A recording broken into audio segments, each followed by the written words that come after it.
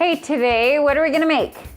Rice Krispy treats. Rice Krispy treats. Now this is just a plain, normal recipe. I do have a little trick on melting the marshmallows though. Growing up, we always put them on a stove and it was hard to melt all of them, and they melted all at a funny temperature and it was hard to stir.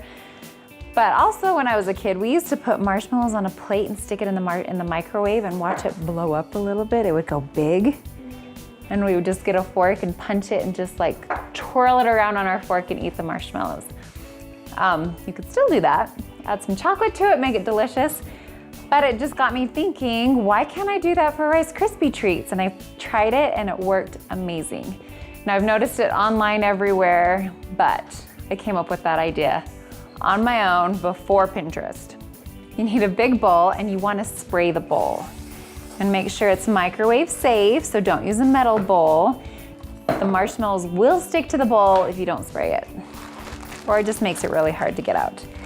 Then we have a 16-ounce bag of marshmallows. So 16 ounces, or I was gonna do 1 pound. Oh, do you wanna dump those in? But these? The marshmallows into the bowl. All of them? All of them. Now, we're gonna get 5 tablespoons of butter. So 1, 2, 5. And we're gonna cut it into little pieces. So I like to cut through the paper, so the other part's still protected if we don't need it. And then we're gonna cut little blocks. Like little pieces. Because we're gonna put those in the marshmallows and spread them out. If it was one big chunk in there, it wouldn't melt evenly. Should I put some in here? Put all of them in.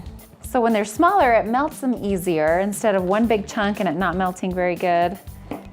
So this will melt them all perfectly. And guess what? It only needs, we're gonna start with 30 seconds and we're gonna wait and see what it looks like. Should we put it in? Yeah. While it's in the microwave, you can measure 9 to 10 cups of Rice Krispies. So that's what we have here in this bowl. And you also want to get a 9x13 Pyrex pan and spray it. You don't want your Rice Krispy treat sticking. Okay, do you want to give it a little stir, see if it's melted? Ooh, some of them are. Some of it's melted, huh? Okay, but it's not quite done yet. So we are going to put it back in. They are melting when I'm stirring. Yeah. We're gonna put it back in for another 30 seconds. So some microwaves are really cool, like my old microwave. It had a setting that melted marshmallows already for you. You told the microwave how many ounces you were gonna put in there and it melted it perfectly. So guess what? It's catching on. This melting marshmallows thing in the microwave is catching on. So if you have a microwave like that, use that setting, it's perfect. If not, we just like to do the 30 seconds at a time. Ooh, look at it now. Okay, stir.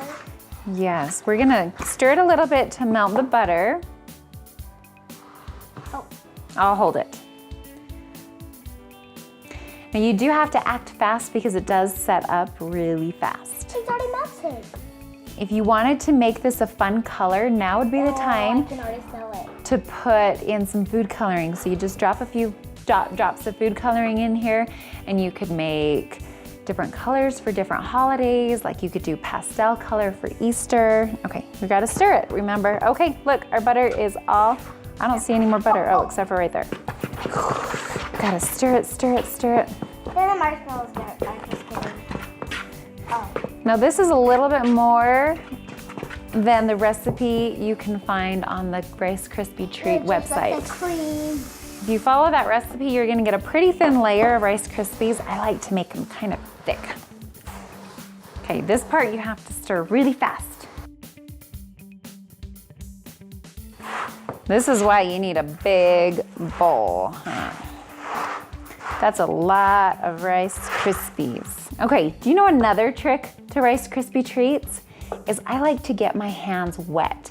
If your hands are wet, then it won't stick. Because look, if I touch this, it's really, really sticky. See what happens when I try to smash it down? It's not really working. So I'm gonna go get my hands wet, or you can even spray your hands with the cooking spray and it will make it not stick. But I just like to get them wet and watch, it's not sticking to my wet hand. We'll get the rest of this, save a little for eating. Okay, right now they're easy to form and for it to move around, but if you let it sit for about 30 minutes to an hour, then it's perfect for cutting, and you can cut them into little squares and serve it up. We have a little friend who joined us who wants to eat some of this too. We got Tessa. Ooh, she's scared.